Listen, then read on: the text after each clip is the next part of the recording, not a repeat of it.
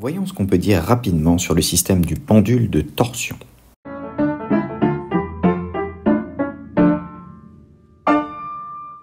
Alors un pendule de torsion est constitué d'un fil qui est accroché au plafond et sur lequel s'appuie une barre avec des masses accrochées dessus. Le système considéré va être la barre plus les masses et sur ce système s'applique tout un tas de forces, le poids de chacune des masses, le poids de la barre et la tension du fil qui tient le tout.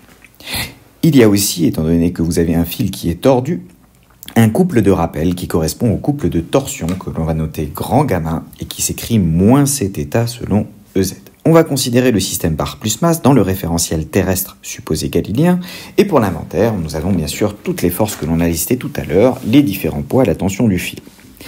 Il y a en plus dans le moment de torsion. Il est intéressant de voir que par rapport à l'axe delta qui correspond au fil, le moment de toutes les forces en bleu est forcément nul puisque l'axe delta est parallèle aux forces et que le produit vectoriel qui correspond au moment vectoriel va forcément être perpendiculaire aux forces, donc perpendiculaire à l'axe delta.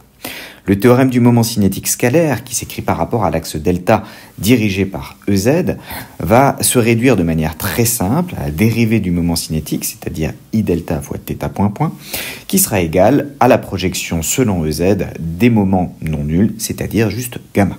On se retrouve avec I delta θ point point égale moins Cθ, c'est-à-dire θ point point plus C sur I delta θ est égal à 0, ce qui correspond à un oscillateur harmonique dont la pulsation propre se reconnaît au oméga 0 carré devant le θ, c'est-à-dire oméga 0 égale racine de C sur I delta. On peut terminer cette démonstration en s'intéressant à une intégrale première du mouvement, ce qui revient à multiplier l'équation d'évolution par θ point. Cette multiplication par θ point fait apparaître la dérivée de θ point carré par rapport au temps qui vaut 2θ point point et celle de θ carré par rapport au temps qui vaut 2θ fois θ point.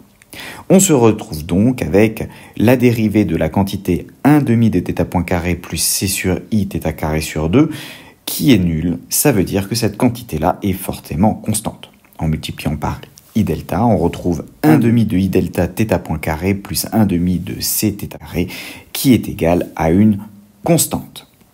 On peut remarquer que le premier terme correspond à l'énergie cinétique de rotation du solide autour d'un axe fixe, alors que le deuxième terme sera assimilé à une énergie potentielle due à la torsion.